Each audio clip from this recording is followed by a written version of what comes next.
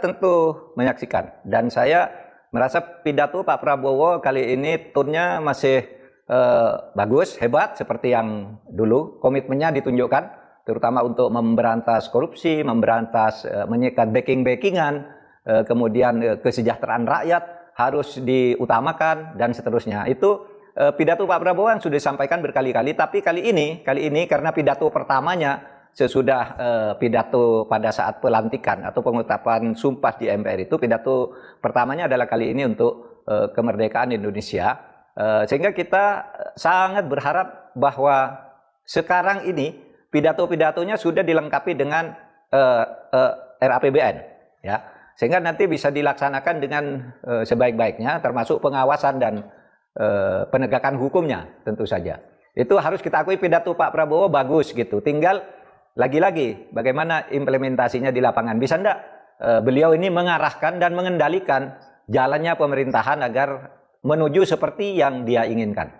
Itu Mas Rizal. Baik Pak, jadi saya mau melanjutkan. Pak Mahfud mengatakan bagaimana implementasinya di lapangan, dan terutama tadi Pak Mahfud mengatakan menyaksikan ada clue-clue yang penting seperti Bapak sampaikan, korupsi, backing-backingan dan segala macam. Nah, saya mau agak fokus ke situ.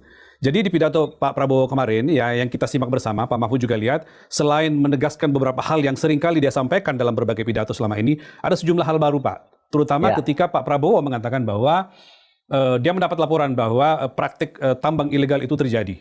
Ya, dan besar sekali, dan potensi kerugiannya itu sampai 300 triliun rupiah. Nah, apa pandangan Pak Mahfud dengan ketegasan Pak Prabowo bahwa terjadi itu dan akan dibereskan juga, seperti halnya kasus sawit yang sudah sedang berlangsung? Ya.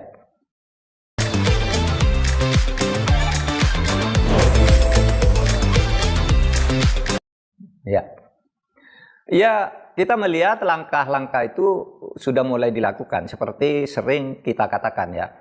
Misalnya kasus timah, nikel, kemudian sawit dan sebagainya, itu kan sudah mulai dilakukan. Meskipun pada soal penegakan hukumnya masih terasa ada hambatan-hambatan yang tidak mudah, karena seperti kata Pak Prabowo sendiri, di balik itu ada mafia, ada backing-backingan yang tidak mudah mungkin dilaksanakan. Sehingga dalam tahap ini Pak Prabowo menurut saya masih menyusun formasi.